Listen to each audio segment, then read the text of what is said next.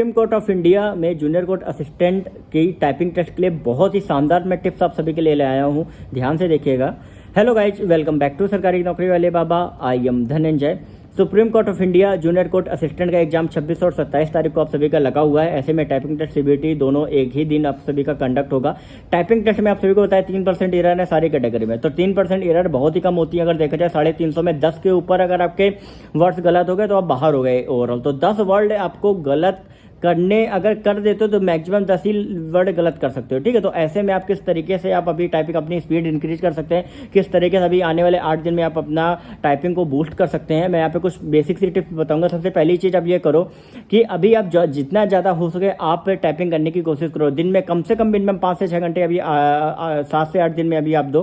ठीक है, क्योंकि 5 से 6 घंटे में क्या होगा, आपकी उंगलियां फ्लो में आपकी आ जाएंगी। और कोशिश करो कीबोर्ड चेंज करके करो, ऐसा नहीं कि एक ही कीबोर्ड चेंज करने से क्या होगा कि आपकी उंगलियां जो है वो हर अलग अलग कीबोर्ड में आपकी चेंज होने लगे। और स्पेशली मैं अगर आपको कीबोर्ड सजेस्ट कर दूं तो एससीएल का कर सकते हो, एसर का कर सकते हो, और लॉगिटेक का तो बहुत ज़बरदस्त रहता है, वो तो मुश्किल है। एक्सीएल हो गया, एसर हो गया, और इंटेक्स वगैरह का एक बार देख लीजिएगा। ठीक है, और एचपी का देख लीजिएगा। ये 3 से 4 कीबोर्ड जो है वो आपको हर एग्जाम सेंटर में देखने को मिलते हैं। तो एक बार अगर ट्राई कर लोगे ना तो इनमें सेट हो गई उंगलियां तो एग्जाम में कोई भी प्रॉब्लम नहीं होगी। ठीक है, अब दूसरी चीज़ इंपॉर्टेंट आप सभी के लिए क्या है कि जब आप टाइपिंग टेस्ट दे रहे हो, मान लो 5 से 6 घंटे आप टाइप कर रहे हो, तो बीच बीच में गैप लेकर टाइप करो। और डेली जैसे ही आप 1 घंटे टाइपिंग करो उसके बाद हर 10 मिनट बाद आप क्या करो, 10 मिनट बाद आप एक टाइपिंग टेस्ट लगाओ कि उसमें ये देखो कि 1 घंटा टाइपिंग करने के बाद क्या हमारा इंप्रूवमेंट आया हुआ है। ठीक है, तो उससे आपको ये चीज़ पता चलेगी। दूसरी, जब टाइपिंग टेस्ट आप कर रहे हो, जो टाइपिंग टेस्ट 10 मिनट का लगा रहे हो, उसमें कोशिश करो बड़े बड़े वर्ड लो।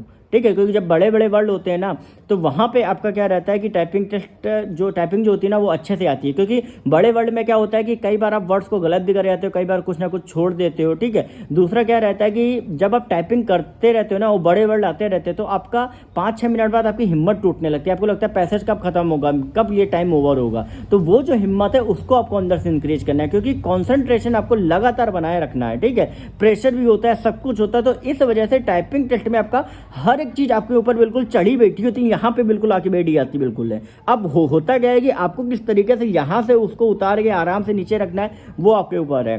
प्रेशर भी रहता है, आसपास से आवाज़ें भी आ रही होती है टाइपिंग की। तीसरी चीज़ क्या रहती है, आपको ध्यान भी रखना होता है कि कोई भी वर्ड ना छूट पाए, कॉमा ना छूट पाए, लाइन ऊपर से नीचे ना हो पाए। तो ये चीज़ें आप सभी के लिए बहुत ही ज़्यादा इंपॉर्टेंट रहती हैं। तो ये चीज़ें अभी आपको 7 से 8 दिन में आपको देखनी है। बड़े बड़े वर्ड्स आपको टाइपिंग में आपको शामिल करने हैं।